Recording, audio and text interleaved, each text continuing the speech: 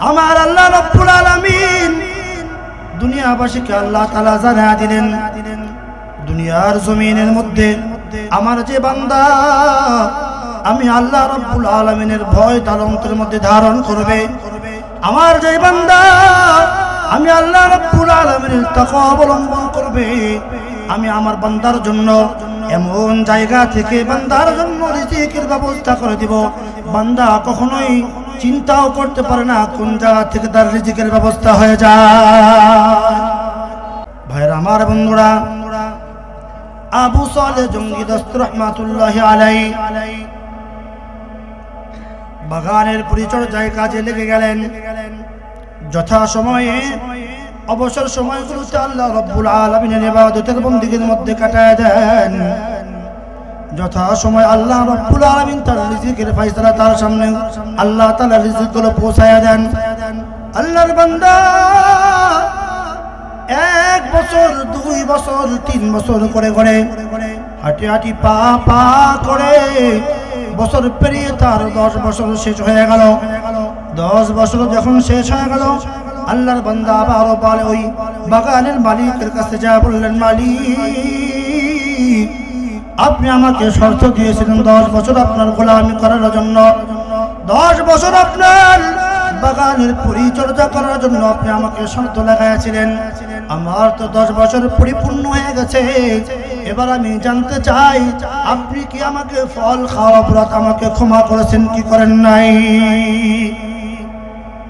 এবার আল্লাহর বান্দা বাগানের মালিক নিচের দিকে মাথা দিয়ে কিছুক্ষণ চিন্তা করে বলতেছে, 10 বছর তো শেষ হয়েছে, তুমি যদি ক্ষমা পেতে চাও তাহলে তোমাকে আরো 2 বছর তোমাকে এই বাগানের পরিচর্যা করতে হবে। আল্লাহর বান্দা মনে মনে চিন্তা করলো, হায় হায়, একটা ফল খাইলাম, অন্যায় কি অপরাধ কি একটা ফল খাওয়া, তো আবার কাছে থেকে ছিল চুরি করেও খায় নাই, নদীতে ভেসে যাচ্ছিল, এটা তো 2-4 দিন পরে নদীর পানিতে ভেসে ভেসে পচে শেষ হয়ে যায়। এই ফলটা খাওয়ার পরে সেই ক্ষমতা চাচ্ছে, তাকে ক্ষমা করা হইতেছে না, তাকে বলা হচ্ছে তুমি 10 বছর চাকর হিসাবে থাকো। 10 বছর পরে আবারও বলতেছে 2 বছর। আল্লাহর বান্দা আবু সালেহ জঙ্গি দস্ত রহমাতুল্লাহ আলাইহি মনে মনে চিন্তা করতেছে, হায় এ কি মানুষ, কেমন নির্দয় মানুষ, যে অন্তর মধ্যে একটু মায়াও নাই যে আমি 10টা বছর একটা আপেলের বিনিময়ে 10টা বছর চাকর খাটলাম, তারপরে আমাকে কি করতেছে না, ক্ষমা করতেছে না, আরো 2 বছর থাকতে হবে। আল্লাহর বান্দা মনে মনে চিন্তা করে, আল্লাহ 10 বছর আর 2 বছর কেন আল্লাহ, আমি যে অন্যায় করেছি, আমি তো না বলে একজনের একটা খাবার আমি খেয়ে ফেলেছি, একটা ফল আমি খেয়ে ফেলেছি, আমি যদি মালিকের দরবার থেকে যদি আমি এটা ক্ষমা না করা, যদি অন্ধকার কবরে যায়, অন্ধকার কবর, ওই অন্ধকার কবরের আযাবটা আমি সইতে পারবো না। হাসরের ময়দানে আমি চোর হয়ে আমি আল্লাহর দরবারে আমি হাজির হব। হাসরের ময়দানে চোরদের কাতারে আমাকে দাঁড়াতে হবে, আমি তো চোরদের কাতারে দাঁড়াতে পারবো না। হে আল্লাহ, 1 বছর নয় 10 বছর নয়, আমার যদি সারা জিন্দগিও যদি এই বাড়িতে চাকর খেটে যদি একটা ফল খাওয়ার অন্যায় যদি ক্ষমা করতে হয়, আমি আবু সালেহ জঙ্গি দস্ত আমার সারা জিন্দগির বিনিময়ে হলেও আমি দুনিয়া থেকে আমার গুনাহকে মাফ করে আমি অন্ধকার কবরে যাইতে চাই। আল্লাহর বান্দা আবার শর্ত লাগাইলেন 2 বছরের। আল্লাহর ওলি আবু সালেহ জঙ্গি দস্ত রহমাতুল্লাহ আলাইহি মেনে নিলেন 2 বছর। আল্লাহর বান্দা সুন্দর করে ইবাদত বন্দেগীর মধ্যে সময় কাটায়, আর মাঝে মাঝে আল্লাহ তাআলাকে ডাকে, আল্লাহ তুমি না আমার মালিক, আমি না তোমার গোলাম, আমি তো সারাটা সময় তোমার জন্য, আমি আমার গোলাম, তোমার গোলামের জন্য আমার সময়গুলোকে অফ করতে চাই। দুনিয়ার মধ্যে তুমি আমাকে কোন মালিকের গোলাম বানায় দিলা? বাগানের পরিচর্যা করতে যায় কিছু সময় আমার ব্যয় হয়ে যায়, যেই সময়গুলো আমি তুমি রবের জন্য দিতে পারি না, তুমি রবকে আমি ডাকতে পারি না। ও আল্লাহ, তুমি যদি আমাকে খালাস করে দাও, তুমি যদি আমাকে মুক্ত করে দাও, আমার পুরোটা সময় তুমি রবের জন্য আমি ওয়াকফ করে দেব। আল্লাহর বান্দা এই বাগানের মধ্যে বসে বসে রবকে ডাকে, আল্লাহ তাআলাকে ডাকে। বলেন তো দেখি, আল্লাহ তাআলাকে ডাকলে আল্লাহ শুনেন কি শুনে না? আল্লাহকে ডাকার জন্য কি মসজিদে যাওয়া কি জরুরি নাকি? আমার আল্লাহ তাআলা ঘর থেকে ডাকলেও আল্লাহ তাআলা শুনেন কি শুনে না? আমার আল্লাহ রাব্বুল আলামিন বান্দা যখন ডাক দেয়, বান্দা ডাক দিতে দেরি হয়, আমার আল্লাহ রাব্বুল আলামিন বান্দার ডাকে সাড়া দিতে দেরি হয় না। আল্লাহ রাব্বুল আলামিন জানা দেন, উদউনি আস্তাজিব লাকুম। আমার বান্দা যখন আমাকে ডাকে, সে যেখান থেকে ডাকুক না কেন, আমাকে ডাকার জন্য নির্দিষ্ট কোনো জায়গার প্রয়োজন নাই। আমি রবকে ডাকার জন্য ওই শান শৌকত আর বিল্ডিং এর প্রয়োজন নাই। আমার বান্দা যদি ওই 5 তলা বিল্ডিং থেকে আমাকে ডাকে, ওই জায়গা থেকে ডাকলেও আমি যেমন শুনি, এমন কোন গরিব বান্দা একটা ভাঙ্গা ঘর, ছড়ির ঘর, কুড়ে ঘর, ওই ঘর থেকে যদি আমার বান্দা আমাকে ডাকে, আমার বান্দা যেই মুহূর্তে আমি রবকে ডাকে, আমার বান্দা আমাকে ডাকতে দেরি হয়, আস্তাজিব লাকুম, আমি রব আমার বান্দার ডাকে সাড়া দিতে দেরি করি না। বলেন না সুবহানাল্লাহ। এই মাহফিলের মধ্যে আসছেন, একটা বার সুবহানাল্লাহ বলবেন, আলহামদুলিল্লাহ বলবেন, আল্লাহু আকবার বলবেন, একবার সুবহানাল্লাহ, একবার আলহামদুলিল্লাহ, একটা আল্লাহু আকবার বলবেন।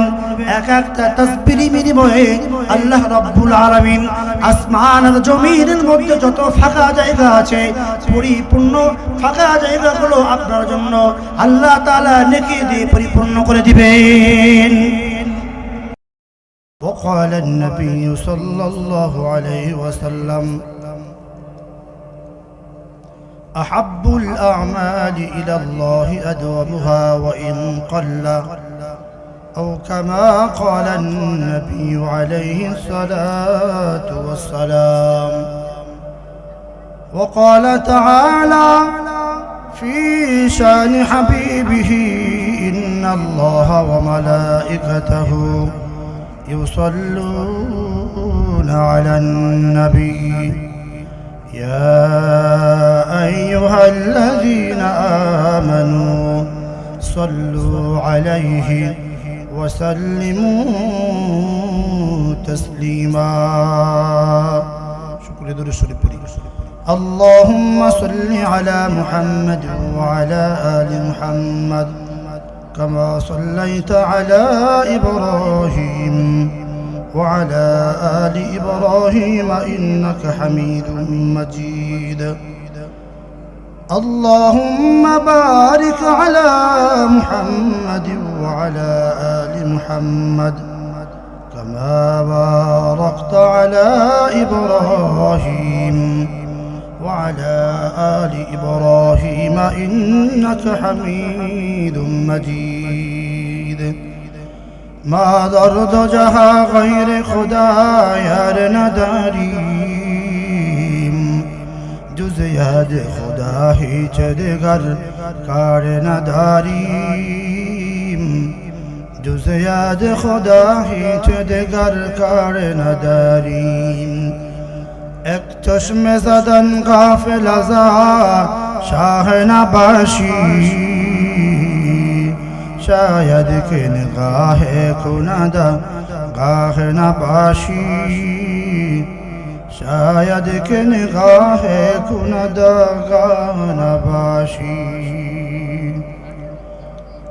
আলহামদুলিল্লাহ, অধ্যকার মাহফিলের সম্মানিত মুআজ্জাজ মুকাররম সভাপতি সাহেব হযরত মাওলানা মুফতি আব্দুল মালিক দামাত বারাকাতুহুল আলিয়া, প্রধান অতিথি, আপনাদের সকলেরই অতি চেনামুখ মঙ্গলহরের গণমানুষের হৃদয়ের ব্যক্তিত্ব জনাব মোহাম্মদ আব্দুল আজিজ খান চানখা চেয়ারম্যান সাহেব, আজকে মাহফিলের সম্মানিত প্রধান মেহমান হযরত হাফিজ মাওলানা মুফতি হাবিবুর রহমান নাগরপুরি সাহেব, দিগার উলামা ইকরাম, আমার সামনে উপবিষ্ট আমার পিতৃ সমতুল্য আমার বাবারা, যুবক ভাইরা, কচিকাচা শ্রেণীর আদরের ছোট ভাইরা, পর্দার অন্তরালের দোয়ার খুনি আমার মা ও বোনেরা, আলোচনার প্রারম্ভে সে রব্বে করিমের দরবারে লাখো কোটি শুকর ও সুজুদ জ্ঞাপন করছি যে মহান রব্বে করিম আমাদেরকে এই মুহূর্তে সকল গুনাহের পরিবেশ থেকে হেফাজত করে জান্নাতের বাগান, বেহেশতের বাগান, এই বেহেশতের বাগানে এসে বসার তৌফিক দিয়েছেন। এই জন্য আমরা সকলেই রব্বে করিমের দরবারে শুকরিয়া জানাই, বলি আলহামদুলিল্লাহ।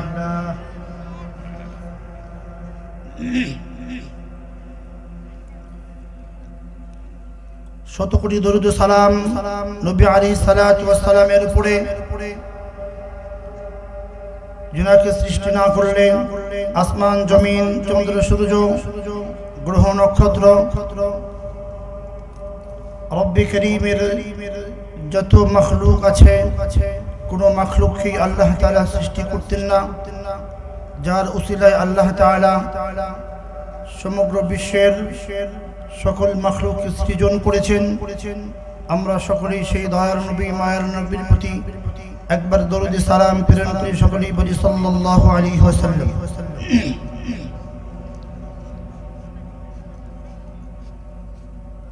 আল্লাহ তাআলার প্রিয় বান্দারা, কোরআনে কারীম থেকে সূরাতুত তালাকের 5 নম্বর আয়াতে কারিমা 28 নম্বর পড়ার 17 নম্বর পৃষ্ঠার শেষ লাইনে, সেই লাইন থেকে আমি একটি আয়াতে কারিমা তেলাওয়াত করেছি।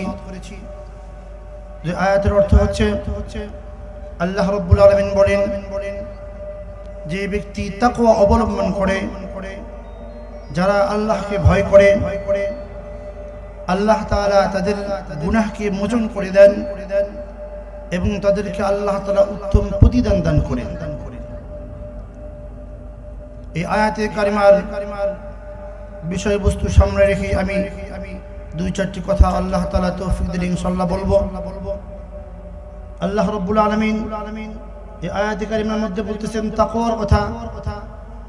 যে ব্যক্তি তাকওয়া অবলম্বন করতে পারবে, খোদা ভীতি অবলম্বন করতে পারবে, আল্লাহ তাআলা এই তাকওয়ার বদৌলতে রব্বে করিম বান্দার যত গুনাহ আছে, গুনাহকে আল্লাহ তাআলা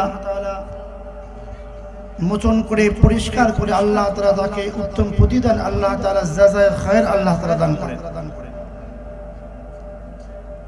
আল্লাহ রাব্বুল আলামিন আমাদেরকে এখানে নিয়ে আসছেন মাহফিলে।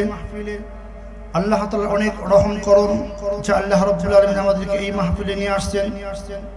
আল্লাহ তাআলা চাইলে আমাদেরকে এই মুহূর্তে গুনাহের কোনো পরিবেশ, বাহিরের কোনো পরিবেশে আল্লাহ তাআলা রাখতে পারতেন। রব যে আমাদেরকে এই বিশাল এলাকা থেকে যাচাই বাছাই করে হাজারো মানুষ থেকে, হাজারো মানুষের কানের মধ্যে আজকে মাহফিলের আওয়াজ পৌঁছানোর পরে আল্লাহ তাআলা তাদের মধ্য থেকে বাছাই করে আপনাকে আমাকে নিয়ে আসলেন। এই জন্য আমরা সকলেই খুশি না বেজার? আর একটু আওয়াজ দেব, বলে আমরা খুশি না বেজার? বলে আমরা খুশির সাথে একটু আল্লাহ তাআলার শুকরিয়া আদায় করে আবার বলি আলহামদুলিল্লাহ। আল্লাহ তাআলার নিয়ামতের শুকরিয়া আদায় করলে আল্লাহ তাআলা নিয়ামতকে আল্লাহ তাআলা বাড়ায় দেন। এই জন্য বেশি বেশি করে শুকরিয়া আদায় করা। আল্লাহ রাব্বুল আলামিন কোরআনে কারীমের মধ্যে যে আয়াতে কারিমা আমি তেলাওয়াত করেছি, আল্লাহ রাব্বুল আলামিন জানায় দেন, ومن يتق الله يكفر عنه سيئاته ويعظم له أجرا। আল্লাহ রাব্বুল আলামিন অপর এক আয়াতের মধ্যে আল্লাহ তাআলা জানায় দেন, ইয়া আইয়ুহাল্লাযীনা আমানু তাকুল্লাহা হাক্কা তুকাতিহি ওয়া লা তামুতুন্না ইল্লা ওয়া আনতুম মুসলিমুন।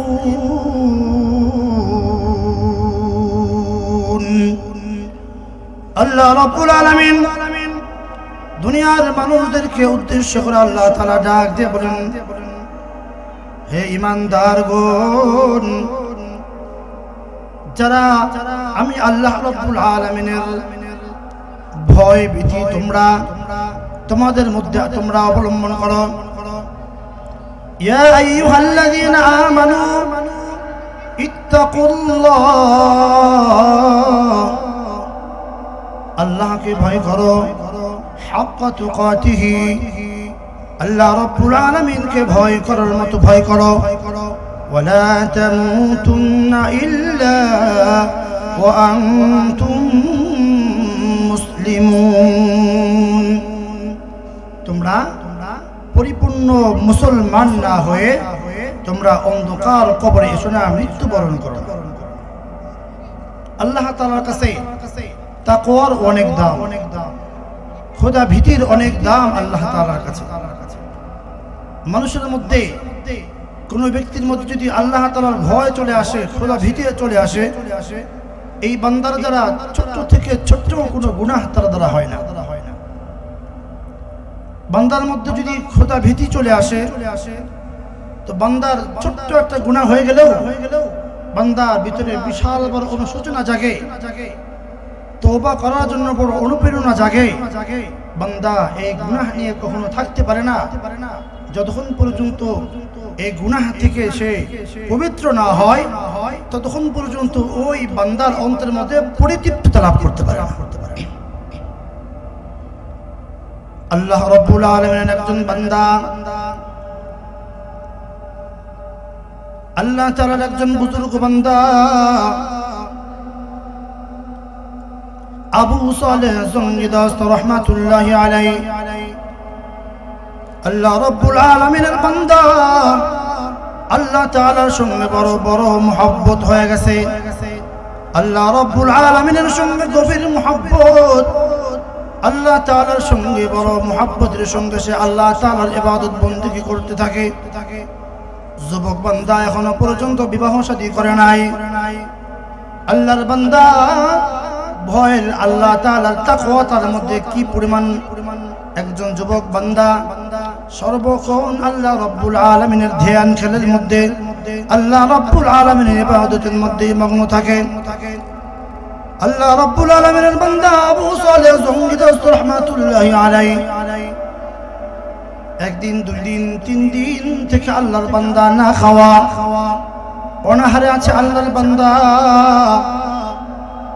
অনাহারে 3 দিন পর্যন্ত কোনো আহার নাই। আল্লাহর বান্দা নদীর কিনারে বসে বসে আল্লাহ তাআলার ইবাদতের মধ্যে মগ্ন আছে। এমন মুহূর্তে অনুভব করলেন আমার অন্তরের মধ্যে বড় ক্ষুধা অনুভব হচ্ছে।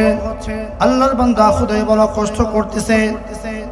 ক্ষুধার কথা চিন্তা করে যখন নদীর দিকে তাকাইলেন, নদীর দিকে তাকালে দেখেন নদীর মধ্য দিয়ে, নদীর স্রোত দিয়ে একটা ফল, একটা আপেল ভেসে যাইতেছে। আল্লাহ রাব্বুল আলামিনের বান্দা 3 দিন থেকে না খাওয়া আহারে আছে। আল্লাহর বান্দা 3 দিন থেকে না খাওয়ার পর বান্দার সামনে দিয়ে নদীর মধ্যে দিয়ে একটা আপেল ভেসে যাইতে, একটা ফল ভেসে যাইতেছে। আল্লাহর বান্দা ক্ষুধার যাতনায় ফলটা নদীর মধ্যে থেকে ধরে ভক্ষণ করে ফেলল। আল্লাহর বান্দা ফলটা খেয়ে ফেলল।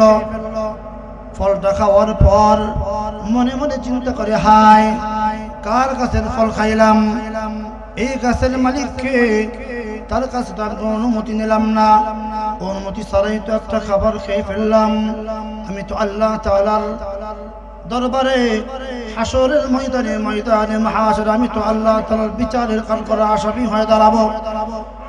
না না না, আল্লাহ তাআলার সামনে আমাকে কখনোই আসামির বেশে দাঁড় করানো যাবে না। যে কোনো উপায় হোক না কেন আল্লাহর বান্দা এই গাছের মালিকের কাছ থেকে আমার অবশ্যই ক্ষমা নিতে হবে, না হয়তো আমি আল্লাহ তাআলার সামনে আমি আসামির বিষয়ে আমাকে দাঁড়াতে হবে। আল্লাহর বান্দা নদীর তীর ধরে ধরে উজান দিকে যাইতেছে, কোন থেকে কই থেকে ফলটা ভেসে আসছে। আল্লাহর বান্দা খুঁজতে খুঁজতে অনেক দূর যাওয়ার পর দেখলেন একটা গাছ, গাছের সুন্দর একটা বাগান, বাগানের মধ্যে একটা গাছ, একটা আপেল গাছ। এই গাছটা ওই নদীর কিনারায়, মাঝে মাঝে একটা ফল দুইটা ফল গাছ থেকে একা একাই ছিঁড়ে ছিঁড়ে নদীর মধ্যে পড়তেছে, নদীর মধ্যে ভেসে যাইতেছে। আল্লাহর বান্দা বুঝতে পারলেন, হ্যাঁ নিশ্চয় আমি এই ফলের গাছটাই, এই গাছের ফল থেকে আমি একটা ফল খেয়েছি।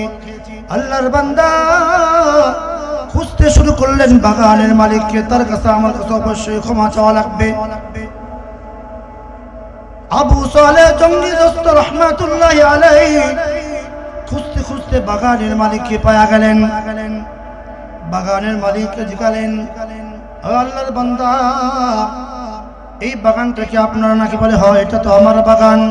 কি হয়েছে? বলে আমি তো আপনার ওই গাছের একটা ফল খেয়ে ফেলেছি।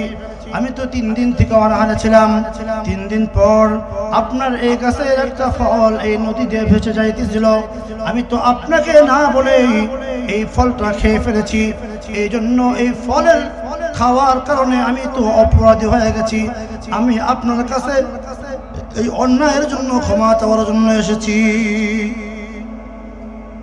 আল্লাহর বান্দা একটা ফল খেয়েছে, 3 দিন অনাহার থাকার পরে নদীতে ভেসে যেতেছে। এমন একটা ফল খাওয়ার পরে ভিতরে এমন ভয় যে না জানে আমি আল্লাহ তাআলার কাছে নাকি আসামি হয়ে দাঁড়াই। এই জন্য সে খুঁজতে খুঁজতে সে মালিকের কাছে চলে গেছে। মালিক মনে মনে চিন্তা করতেছে, হ্যাঁ হ্যাঁ এই গাছের কত ফলই তো পড়ে, কত গাছের ফলই তো নদীতে ভেসে যায়, কত মানুষে খায়, পচে যায়, কত পশু পাখি খায়। কেউ কোনোদিন আমার কাছে ক্ষমা চাওয়ার জন্য আসে না, চেয়েও তো নেয় না, অনেকে তো না চেয়েও চুরি করেও নিয়ে যায়।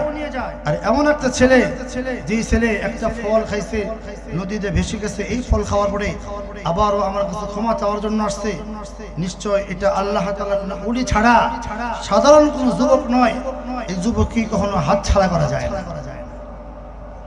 সে কৌশল অবলম্বন করলো, বলতেছে তুমি আমার কাছে ফল খাইছো, তোমাকে ক্ষমা করব? এত সহজ? আমার না বলে তুমি আমার কাছে ফল খাইছো, আমি তোমাকে ক্ষমা করতে পারি, কিছু শর্ত আছে। কি শর্ত? তো আমার এই বাগান যে আছে, এই বাগান পরিচর্যার জন্য একটা লোক প্রয়োজন। যদি 10 বছর এই বাগানের পরিচর্যার কাজে তুমি যদি নিয়োজিত হও, 10 বছর যদি চাকর খাটো, তাহলে 10 বছর চাকর খাটার বিনিময়ে আমি চিন্তা ভাবনা করব, বিবেচনা করব যে দেখি তোমাকে ক্ষমা করা যায় কিনা। হ্যাঁ, আল্লাহু আকবার, আল্লাহু আকবার। বন্ধুরা আমার, ভাইরা আমার, কেমন যুবক রে বন্ধু, একটা ফল খাওয়ার পরে সে ক্ষমা চাওয়ার জন্য দূরে, কত দূর হাঁটতে হাঁটতে মালিকের কাছে চলে গেল। মালিক আমাকে ক্ষমা করেন। মালিক বিশাল বড় একটা শর্ত লাগাই দিল, আমার কাছে তুমি যদি ক্ষমা পেতে চাও তাহলে তোমাকে নিশ্চয় তোমাকে 10 বছর পর্যন্ত এই বাগানের চাকর খাটতে হবে। 10 বছর যদি তুমি এই বাগানের পরিচর্যা করতে পারো তাহলে আমি চিন্তা ভাবনা করে দেখবো তোমাকে ক্ষমা করা যায় কিনা। আল্লাহর বান্দা যুবক বড় চিন্তায় পড়ে গেলেন, হাই একটা ফল খাইলাম তাও আবার নদীতে ভেসে যাইতেছিল, গাছ থেকে ছিঁড়েও খাই নাই। একটা ফল খাওয়ার কারণে 10 বছর চাকর খাটতে হবে, এত বড় একটা শর্ত আমার জন্য লাগাই দিল। কি করি, এখান থেকে আমি পালায়া চলে যাবো নাকি আমি শর্ত মেনে নিব? আল্লাহর বান্দা মনে মনে চিন্তা করে, আল্লাহ 10টা বছর যদি আমি এই বাগানের মধ্যে যদি আমি পরিচর্যার কাজ করি, আমাকে তুমি যতটুকু হায়াত দিয়েছো আল্লাহ, হায়াত যদি আমি শান শৌকতের সাথে চালাই তো আমার হায়াত শেষ হয়ে যাবে। আমার যদি রাজা বাদশার মতো দুনিয়ার জিন্দেগি পার করি তবু আমার জিন্দেগি চলে যাবে। আমি যদি চাকর হয়ে জিন্দেগি পার করি তাও আমার জিন্দেগির হায়াতটা চলে যাবে, কিন্তু আল্লাহ আমার 10 বছরের বিনিময়ে যদি আমি আল্লাহ এই মালিক যদি আমাকে ক্ষমা করে দেয়, আর আমি যদি তোমার দরবারে আসামির বেশে যদি না দাঁড়াই, এটাই তো আমার জন্য বড় সফলতা। এই কথা চিন্তা করার পর আল্লাহর বান্দা মনে মনে চিন্তা করবো না, আমার হাজারো কষ্ট হোক, আমার কষ্ট হলেও আমি যেন আল্লাহ তাআলার দরবারে যেন আমি কখনো আসামির বেশে না দাঁড়াই। আমি তো আল্লাহ তাআলার দরবারে আসামি হয়ে দাঁড়াতে পারবো না। এই জন্য আল্লাহর বান্দা তার বাগানের মালিকের এই 10 বছরের শর্তকে তিনি মেনে নিলেন। ঠিক আছে, আমি 10 বছর এই বাগানের পরিচর্যা করব, তার বিনিময়ের জন্য আমি ক্ষমা পাই আল্লাহ তাআলার দরবারে যেন আমাকে আসামির কাঠ গড়ায় যেন আমাকে দাঁড়াতে না হয়। ভাইরা আমার, বন্ধুরা, আল্লাহর বান্দা শুরু করলেন তার কাজ, বাগানের পরিচর্যা। যুবক ছেলে আল্লাহ তাআলার ওলি আবু সালেহ জঙ্গদস্ত রাহমাতুল্লাহ আলাইহি সারাটা দিন আল্লাহ রাব্বুল আলামিনের ইবাদত বন্দেগীর মধ্যে কাটায়। মনে মনে চিন্তা করে, আল্লাহ আমার এই ছোট্ট জিন্দেগি তো আমি তোমার জন্য ওয়াকফ করে দিয়েছিলাম, আমি তো তোমার ইবাদতের মধ্যে সময় কাটাইতাম, কোন ভুলের কারণে আজকে তুমি মানুষের গোলাম আমাকে বানিয়ে দিলা। আমি তো তোমার গোলাম হয়ে থাকতে চাই মালিক, আমি তো তোমার গোলামের মধ্যে আমি সময় পার করতে চাই। তুমি আমাকে কোন মালিক দুনিয়ার কোন মানুষের গোলাম বানিয়ে দিলা, না জানে আমি মানুষের গোলামি করতে যায়া তুমি রব তোমার গোলামি আমি মনে হয় করতে পারবো না। মনটা বড় খারাপ। আল্লাহ রাব্বুল আলামিন তার জন্য এত সুন্দর ব্যবস্থা করে দিলেন। ওই বাগানের মালিক দেখলেন এই ছোট্ট বালক, এই ছোট্ট ছেলেটা তার অনেক আমল, অনেক সুন্দর ইবাদত বন্দেগী করে। আল্লাহর বান্দা ওই বাগানের মালিক বুঝতে পারলেন এই সন্তানটাকে আমি যদিও তাকে একটা শর্ত দিয়ে আমি আটকা রাখছি, এই সন্তানের জন্য আল্লাহ রাব্বুল আলামিনের ইবাদত বন্দেগী করতে যেন যারা পরিমাণ যেন ব্যাঘাত না ঘটে এই ব্যবস্থা তিনি করে দিলেন। মনে মনে ভাবছিলেন যে চাকর খাটবো, তাহলে তো আর আল্লাহ তাআলা ইবাদত বন্দেগী কিছুই করতে পারবো না, কিন্তু আল্লাহ তাআলা এমন ব্যবস্থা করে দিলেন তার জন্য যে আগে তো আল্লাহ তাআলা ইবাদত বন্দেগী করতো, আবার খাবারের জন্য পরিশ্রম করতে হতো, কিন্তু আল্লাহ রাব্বুল আলামিন এখন এমন ব্যবস্থা করে দিয়েছেন আসলে তেমন কোনো পরিশ্রম হয় না, কিন্তু যথা সময়ে এসে তার সামনে আল্লাহ তাআলা রিজিককে আল্লাহ তাআলা হাজির করে দেন। আল্লাহ তাআলা পবিত্র কোরআনে কারীমের মধ্যে এই কথাই ঘোষণা করেছেন মুত্তাকিনদের জন্য, যারা তাকওয়া যারা অবলম্বন করে তাদের জন্য। আল্লাহ রাব্বুল আলামিন পবিত্র কোরআনে কারীমের মধ্যে আল্লাহ তাআলা সূরাতুত তাওবা 1-2 নম্বর আয়াতের মধ্যে আল্লাহ তাআলা জানায় দেন, ওয়া মান ইয়াত্তাকিল্লাহা ইয়াজআল লাহু মাখরাজা ওয়া ইয়ারযুকহু মিন হাইসু লা ইয়াহতাসিব।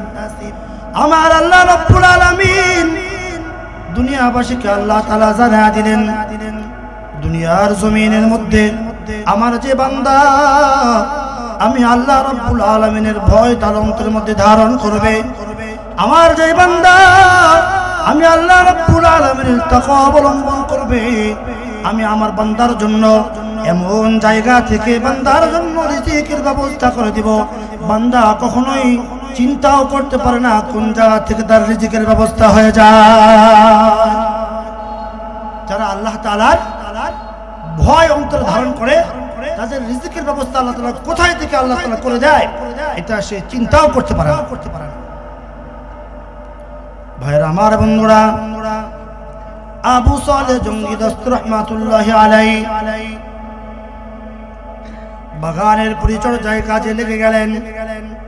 যথা সময়ে অবসর সময়গুলোতে আল্লাহ রাব্বুল আলামিনের ইবাদতের বন্দেগীর মধ্যে কাটায় দেন। যথা সময় আল্লাহ রাব্বুল আলামিন তার রিজিকের ফয়সালা তার সামনে আল্লাহ তাআলা রিজিকগুলো পৌঁছায়া দেন। আল্লাহর বান্দা 1 বছর 2 বছর 3 বছর করে হাঁটি হাঁটি পা পা করে বছর পেরিয়ে তার 10 বছর শেষ হয়ে গেল।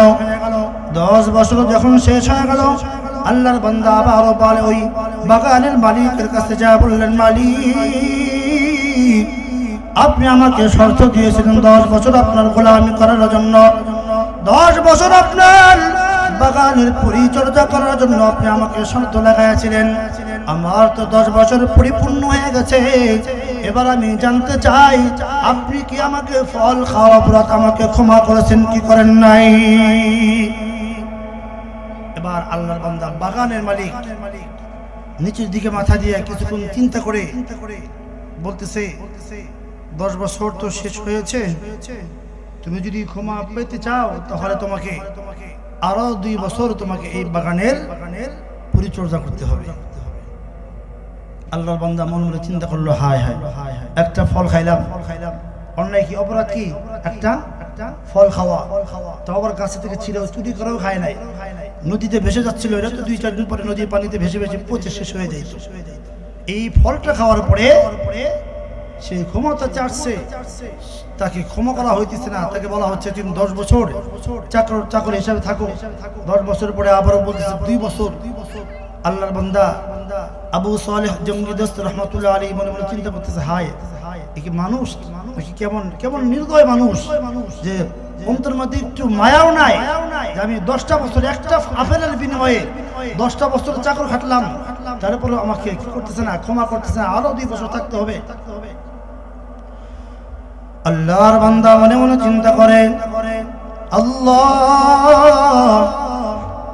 10 বছর আর 2 বছর কেন আল্লাহ, আমি যে অন্যায় করেছি, আমি তো না বলে একজনের একটা খাবার আমি খেয়ে ফেলেছি, একটা ফল আমি খেয়ে ফেলেছি। আমি যদি মালিকের দরবার থেকে যদি আমি এটা ক্ষমা না করা, যদি অন্ধকার কবরে যায়, অন্ধকার কবর, ওই অন্ধকার কবরের আযাবটা আমি সইতে পারবো না। হাসরের ময়দানে আমি চোর হয়ে আমি আল্লাহর দরবারে আমি হাজির হব। হাসরের ময়দানে চোরদের কাতারে আমাকে দাঁড়াতে হবে, আমি তো চোরদের কাতারে দাঁড়াতে পারবো না।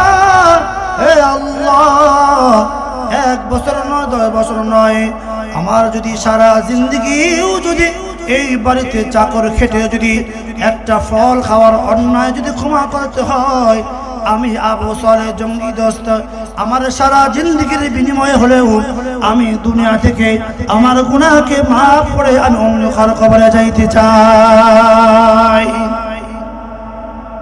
আল্লাহর বান্দা আবার শর্ত লাগাইলেন 2 বছরের। আল্লাহর ওলি আবু সালেহ জঙ্গি দোস্ত রহমাতুল্লাহ আলাইহি মেনে নিলেন 2 বছর।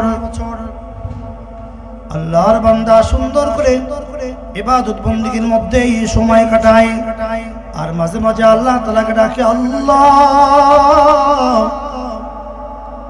তুমি না আমার মালিক, আমি না তোমার গোলাম, আমি তো সারাটা সময় তোমার জন্য, আমি আমার গোলাম, তোমার গোলামের জন্য আমার সময়গুলোকে অফ করতে চাই। দুনিয়ার মধ্যে তুমি আমাকে কোন মালিকের গোলাম বানিয়ে দিলা? বাগানের পরিচর্যা করতে যায় কিছু সময় আমার ব্যয় হয়ে যায়, যেই সময়গুলো আমি তুমি রবের জন্য দিতে পারি না, তুমি রবকে আমি ডাকতে পারি না। ও আল্লাহ, তুমি যদি আমাকে খালাস করে দাও, তুমি যদি আমাকে মুক্ত করে দাও, আমার পুরোটা সময় আমি তুমি রবের জন্য আমি ওয়াকফ করে দেব। আল্লাহর বান্দা এই বাগানের মধ্যে বসে বসে রবকে ডাকে, আল্লাহ তাআলাকে ডাকে। বলেন তো দেখি, আল্লাহ তাআলাকে ডাকলে আল্লাহ শুনেন কি শুনে না? আল্লাহকে ডাকার জন্য কি মসজিদে যাওয়া কি জরুরি নাকি? আমার আল্লাহ তাআলা ঘর থেকে ডাকলেও আল্লাহ তাআলা শুনেন কি শুনে না? আমার আল্লাহ রাব্বুল আলামিন বান্দা যখন ডাক দেয়, বান্দা ডাক দিতে দেরি হয়, আমার আল্লাহ রাব্বুল আলামিন বান্দার ডাকে সাড়া দিতে দেরি হয় না। আল্লাহ রাব্বুল আলামিন জানায় দেন, উদউনি আস্তাজিব লাকুম। আমার বান্দা যখন আমাকে ডাকে, সে যেখান থেকে ডাকুক না কেন, আমাকে ডাকার জন্য নির্দিষ্ট কোনো জায়গার প্রয়োজন নাই। আমি রবকে ডাকার জন্য ওই শান শৌকত আর বিল্ডিং এর প্রয়োজন নাই। আমার বান্দা যদি ওই 5 তলা বিল্ডিং থেকে আমাকে ডাকে, ওই জায়গা থেকে ডাকলো আমি যেমন শুনি, এমন কোন গরিব বান্দা একটা ভাঙ্গা ঘর, ছড়ির ঘর, কুড়ে ঘর, ওই ঘর থেকে যদি আমার বান্দা আমাকে ডাকে, আমার বান্দা যেই মুহূর্তে আমি রবকে ডাকে, আমার বান্দা আমাকে ডাকতে দেরি হয়, আস্তাজিব লাকুম, আমি রব আমার বান্দার ডাকে সাড়া দিতে দেরি করি না। বলেন না সুবহানাল্লাহ। এই মাহফিলের মধ্যে আসছেন, একটা বার সুবহানাল্লাহ বলবেন, আলহামদুলিল্লাহ বলবেন, আল্লাহু আকবার বলবেন, একবার সুবহানাল্লাহ, একবার আলহামদুলিল্লাহ, একটা আল্লাহু আকবার বলবেন। একটা তাসবিহ বিনিময়ে আল্লাহ রাব্বুল আলামিন আসমান আর জমিনের মধ্যে যত ফাঁকা জায়গা আছে, পরিপূর্ণ ফাঁকা জায়গাগুলো আপনার জন্য আল্লাহ তাআলা নেকি দিয়ে পরিপূর্ণ করে দিবেন। আর জোরে বলেন না সুবহানাল্লাহ। একটু জিকির করেন, সুবহানাল্লাহ ওয়ালহামদুলিল্লাহ লা ইলাহা ইল্লাল্লাহ, সুবহানাল্লাহ ওয়ালহামদুলিল্লাহ লা ইলাহা ইল্লাল্লাহ, লা ইলাহা ইল্লাল্লাহ, লা ইলাহা ইল্লাল্লাহ, সুবহানাল্লাহ ওয়ালহামদুলিল্লাহ লা ইলাহা ইল্লাল্লাহ, সুবহানাল্লাহ।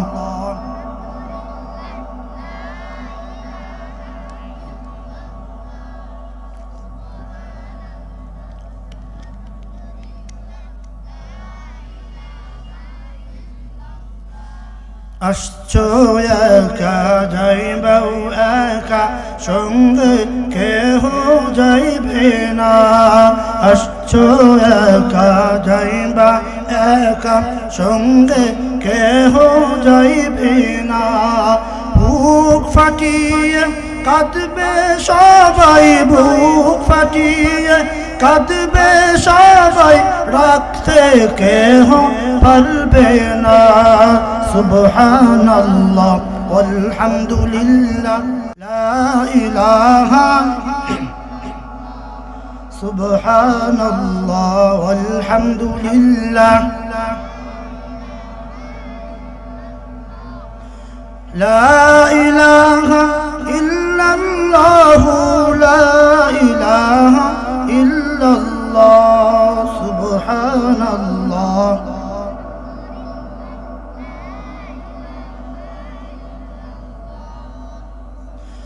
এমন ঘরে যাইতে হবে যেই ঘরে নাই সাথী, এমন ঘরে যাইতে হবে যেই ঘরে নাই সাথী, এমন ঘরে শুইতে হবে যেই ঘরে নাই বাতি।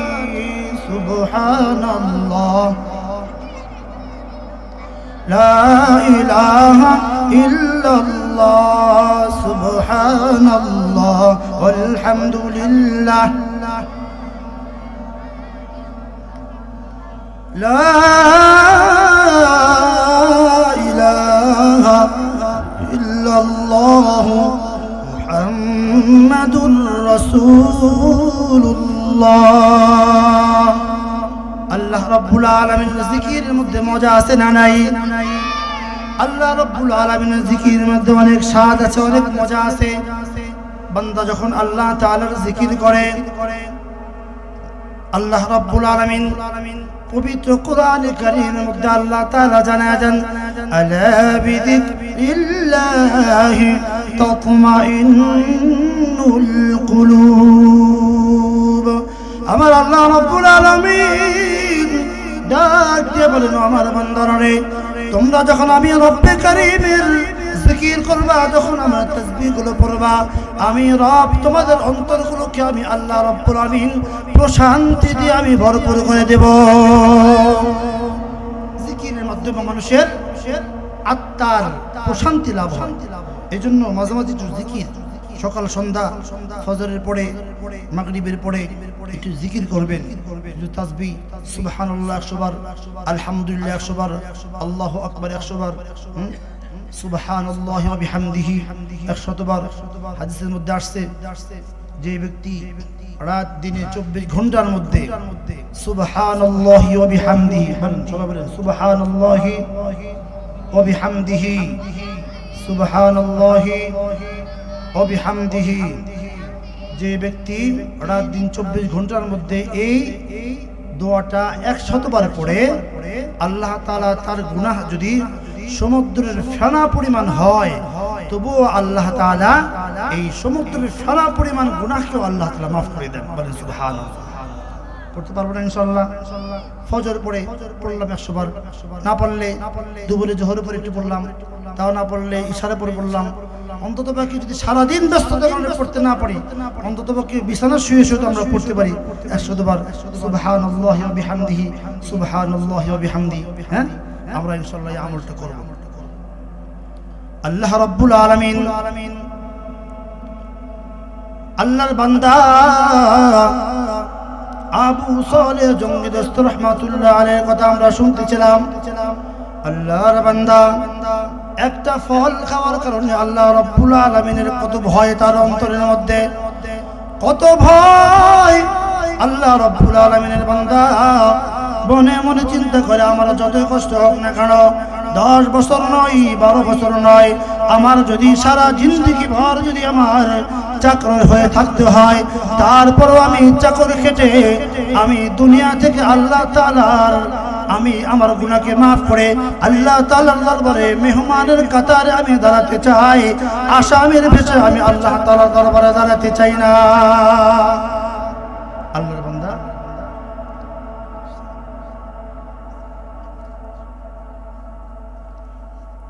আবারও 2 বছর শর্ত মেনে নিলেন। 2 বছর আবার সে বাগানের পরিচর্যা করার পরে আবারও যে বললেন যে মালিক, আপনি বলছিলেন 10 বছর আপনার গোলামি করার জন্য, একটা ফল খাওয়ার অপরাধে 10 বছর থাকলাম, আপনি আবার শর্ত লাগালেন আরো 2 বছর, সেটাও করলাম।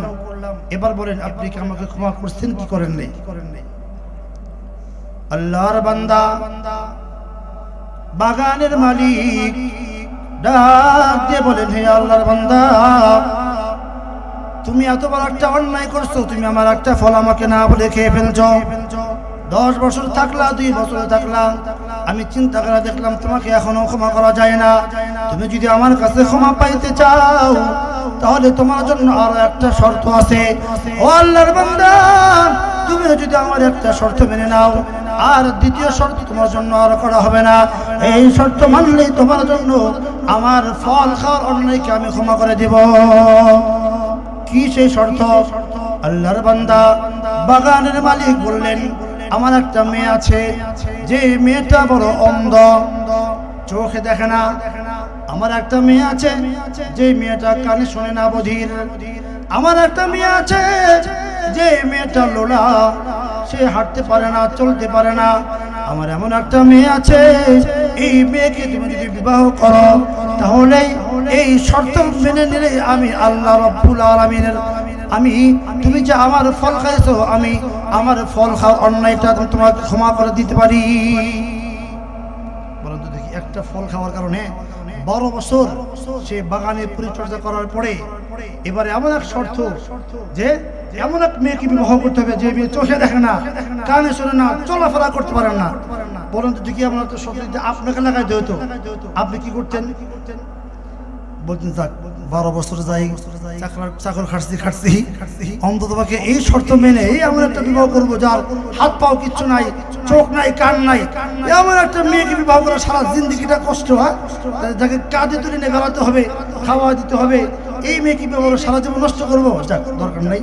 12 বছর চাকর খাটছি, এটা আর মানার দরকার নেই। আমি রাত্রে অন্ধকারে পড়াই। কিন্তু আল্লাহর বান্দা ওই তাকওয়াওয়ালা, ভিতরে অন্তরের ভিতরে আল্লাহর ভয় আছে, মনে মনে একটাই কথা, যে কোনো উপায়ে হোক আল্লাহ তাআলার দরবার থেকে তো আমাকে ক্ষমা পেতেই হবে। আল্লাহর বান্দা মনে মনে চিন্তা করেন, ঠিক আছে, দুনিয়ার জিন্দেগি তো শেষ, হ্যাঁ, দুনিয়ার জিন্দেগি আল্লাহ রাব্বুল আলামিন দান করেছেন, আমি যদি সুন্দর একটি সুন্দরী রূপসী একটা সুন্দর মেয়েকে বিবাহ করি, সুন্দরী মেয়েকে বিবাহ করলেও আমার জিন্দেগি পার হয়ে যাবে। আমি যদি একটা লোলা কানা মেয়েকে বিবাহ করি তারপরে তো আমার জিন্দেগি পার হয়ে যাবে। কিন্তু আমি তো আল্লাহ রাব্বুল আলামিনের দরবারে আমি চোরের কাতারে দাঁড় হতে পারবো না। আমি তো আল্লাহ রাব্বুল আলামিনের দরবারে আসামির ভেসে দাঁড় হতে পারবো না। যাক না দুনিয়ার জিন্দেগি আমার যত কষ্ট হোক না কেন, আমি দুনিয়া থেকে আমার গুনাহকে আমি ক্ষমা করায়া তারপরে আমি আল্লাহ রাব্বুল আলামিনের দরবারে হাজির হতে চাই। আল্লাহর বান্দা রাজি হয়ে গেলে ঠিক আছে, আমি এই শর্তেও রাজি আছি। বিবাহ পড়ানো হলো, বিবাহ পড়ানোর পরে যখন তাকে বাসর ঘরে যখন তাকে ঢুকায় দেওয়া হলো, বাসর ঘরে যায় দেখি এত সুন্দর রূপসী, হ্যাঁ এত সুন্দর একজন মেয়ে বসে আছে যার চেহারা মধ্যে নূর চমকাতেছে, এত সুন্দর চেহারা যা সে জীবনে কোনোদিন এত সুন্দর চেহারাওয়ালা কোনো মেয়েকে সে জীবনে দেখে নাই। উনি বুঝতে হয় এই মেয়ে, আমাকে তো বলা হচ্ছে একটা কালো কুষ্টি মেয়ে আমার স্ত্রী, তার হাত পাও কিছুই নাই, চোখ নাই, হ্যাঁ আমি ঘরে ঢুকলাম এত সুন্দর করে সালাম দিল, তাহলে এটা তো আমার স্ত্রী না। সে লাফ দিয়ে ঘর থেকে বের হয়ে গেছে, যে তার শ্বশুরের বলতেছে মনে হয় ভুল হয়ে গেছে, আমাকে কোন ঘরে দিয়েছেন, ওই ঘরে তো অন্য একটা মেয়ে বসে আছে। বলে কে বসে আছে? দেখলাম অনেক সুন্দর একটা মেয়ে, অনেক সুন্দরী রূপসী একটি মেয়ে বসে আছে, আমাকে সালাম দিল। বলে হ্যাঁ ওটাই তো আমার মেয়ে ফাতেমা। বলে আপনি বলছেন আপনার মেয়ে অন্ধ, চোখে দেখে না, আপনার মেয়ে কানে শুনে না, আপনার মেয়ে হাত পা কিছু নাই, অথচ আপনার এত সুন্দর মেয়ে, আপনি আমাকে কেন মিথ্যা কথা বললেন? আল্লাহর বান্দা বাগানের মালিক ডাক দিয়ে বলেন, ওরে যুবক, আমার মেয়ে কি জন্য আমি বলছি আমার মেয়েটা অন্ধ জানো নাকি? আমার মেয়ে এমন একটা মেয়ে যে মেয়েটা কোনোদিন তার চোখ দিয়ে পর পুরুষ কেমন দেখা যায়, আমি বাপ ছাড়া দ্বিতীয় কোনো পুরুষ সে কোনোদিন এই চোখ দিয়ে দেখা নাই। অন্য একটা পুরুষ কেমন দেখা যায় কোনোদিন পর্যন্ত সে এই চোখ দিয়ে একটা পুরুষ মানুষকে দেখে নাই। এই জন্য আমি বলছি আমার মেয়েটা অন্ধ, চোখে দেখে না। ঠিক আছে বুঝলাম আপনার সন্তান চোখে দেখে না, আপনি বললেন আপনার সন্তান নাকি কানেও শোনে না। হ্যাঁ যুবক, এই জন্য বলেছি আমার সন্তানটা, আমার কন্যা সন্তানটা আল্লাহ রাব্বুল আলামিন তাকে একটা কান দিয়েছেন। এই কান দিয়ে কোনোদিন সে অশ্লীল কোনো ভাষা শুনে নাই, অশ্লীল কোনো গান বাজনা তার কান দিয়ে কোনোদিন প্রবেশ করে নাই। তার কান দিয়ে আল্লাহ তাআলার কালাম ছাড়া আর ভালো কথা ছাড়া একটা খারাপ কোনো কথা তার কান দিয়ে আজ পর্যন্ত প্রবেশ করে নাই। এই জন্য আমি বলেছি আমার মেয়ে কানে শুনে না। আচ্ছা মেনে নিলাম আপনার মেয়ে কানে শুনে না, বুঝলাম, চোখে দেখো না তাও বুঝলাম। আপনি যে বললেন আপনার মেয়ে নাকি পা নাই, হাত নাই, চলাফেরা করতে পারে নাই, আপনি কেন আমার কাছে মিথ্যা কথা বলবেন? আমার কাছে কেন মিথ্যা কথা বললেন? আল্লাহর বান্দা ডাক দিয়ে বলেন, যুবক, আমি তো মিথ্যা কথা বলি নাই। আমার সন্তান এই যে আমার চার দেওয়াল দেখো, এই চার দেওয়ালের বাইরে একটা মুহূর্তের জন্য আমার মেয়ে পর্দা লঙ্ঘন করে আমার গেটের বাইরে বের হয় নাই। আমার চার দেওয়ালের বাইরে একটা মুহূর্তের জন্য বের হয় নাই। এই জন্য আমার মেয়ে, আমি বলেছি আমার মেয়ে হাঁটতে পারে না। আচ্ছা ঠিক আছে বুঝলাম, তাহলে আপনার মেয়ে বিয়ে দিয়ে দিবেন, আপনার মেয়ে আমার সাথে বিয়ে দিবেন। যেদিন আসছি সেদিন বললেই পারতেন ঠিক আছে আমার মেয়ে আছে বিবাহ করো, তাহলেই তোমাকে ফল খাওয়ার অন্যায় ক্ষমা করে দিব। আপনার মেয়ে জামাইকে আপনি এত বড় শর্ত লাগালেন, হ্যাঁ 10 বছর চাকর হয়ে খাটাইলেন, আবার 10 বছর আবার 2 বছর মেয়ে জামাইকে আপনি কেন চাকর বানায় রাখলেন? আল্লাহর বান্দা বাগানের মালিক ডাক দিয়ে বলেন, ওরে যুবক, আমার এই গাছের ফল কত পশু পাখি খায়, কত মানুষ আমার এই গাছের ফলগুলো আমাকে না বলে পেরে নিয়ে যায়, চুরি করে নিয়ে যায়। একটা মানুষ আমার কাছে কোনোদিন ক্ষমা চাওয়ার জন্য আসে না। আমি দেখলাম তুমি একদম যুবক, একটা ফল নদীতে ভেসে যাচ্ছিল, ওই ফলটা খাওয়ার পর তুমি আমার কাছে তুমি ক্ষমা চাওয়ার জন্য আসছো। আমি ওই সময় বুঝে ফেললাম তুমি সাধারণ কোনো যুবক নয়, নিশ্চয় তুমি একজন আল্লাহ তাআলার ওলি হবা। আর এত বড় একজন ওলি আমার বাড়িতে আসার পরে তাকে আমি কিভাবে হাতছাড়া করি। আমি চিন্তা করলাম এই যুবককে কখনো হাতছাড়া করা যায় না। আমার তো কোনো সন্তান নাই, আমার কোনো ছেলে সন্তান নাই, আমার মাত্র একটা মেয়ে, আমার বড় সুন্দরী রূপসী একটা আমার মেয়ে। আমি চিন্তা করলাম আমার সুন্দরী মেয়েটা যদি তোমার মতো একটা যোগ্য সন্তানের হাতে উঠায় দিতে পারে, তাহলে আমার দুনিয়াও সফল কাম, আখিরাতেও আমি সফল কাম। তাহলে আমাকে কেন আপনি শর্ত লাগাইলেন? বলে বাবা শোনো, যখন তুমি আমার বাড়িতে আসলা তখন আমার মেয়ের বয়স ছিল মাত্র 2 বছর। আমি চিন্তা করলাম তোমাকে যদি কোনো কৌশলে 10টা বছর আমি আমার বাড়িতে রাখি, 10 বছর পরে আমার মেয়ের বয়স যখন 12 হয়ে যাবে, আমার মেয়েটা বিবাহের উপযুক্ত হয়ে যাবে, আমার মেয়েটা তোমার সঙ্গে আমি বিবাহ দিয়ে দেব। যে মুহূর্তে দেখলাম তুমি 10 বছর থাকার পরেও আমার মেয়েটা এখনো পর্যন্ত পরিপূর্ণ বিবাহের উপযুক্ত হয় নাই, এই জন্য আমি আরো 2 বছর বাড়া দিলাম। 2 বছর পরে আমি দেখলাম আমার মেয়েটা এখন পরিপূর্ণ ঘর সংসার করার জন্য উপযুক্ত হয়ে গেছে, স্বামীর খেদমত করার জন্য উপযুক্ত হয়ে গেছে। আমার মেয়েটা তার শ্বশুর শাশুড়ির খেদমত করার জন্য উপযুক্ত হয়ে গেছে। এই মুহূর্তে আমার মেয়েকে যদি তোমার হাতে উঠা যায়, আমার মেয়ের মাধ্যমে কখনোই স্বামীর কোনো আদেশ লঙ্ঘন হবে না, স্বামীর কোনো হক নষ্ট হবে না।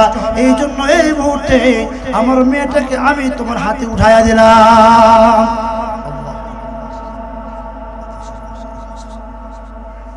আল্লাহ রাব্বুল আলামিন, আমি যে আয়াত কারিমা তেলাওয়াত করেছিলাম, আল্লাহ রাব্বুল আলামিন আয়াতের মধ্যে বলছেন ওমাই ইয়াত্তাকিল্লাহা ইয়াজআল লাহু মাখরাজা ওয়া ইয়ারযুকহু মিন হাইসু লা ইয়াহতাসিব। বান্দা যখন তাকওয়া অবলম্বন করে, আল্লাহ তাআলার ভয় অবলম্বন করে, তো আল্লাহ তাআলা তার রিজিক এমন জায়গা থেকে আল্লাহ তাআলা ব্যবস্থা করে দেয় যে বান্দা সেটা কল্পনাও করতে পারে।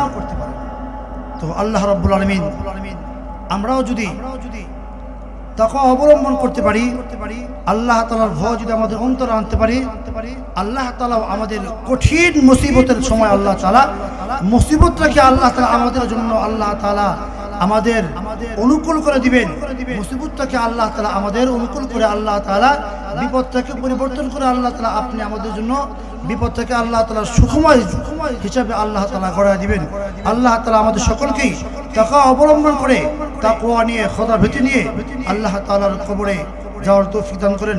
হাশরের ময়দানে আল্লাহ তাআলা দাঁড় হওয়ার তৌফিক দান করেন। সবাই বলি আমিন। ওয়া আখিরু দাওয়ানা আলহামদুলিল্লাহি রাব্বিল আলামিন। আসসালামু আলাইকুম।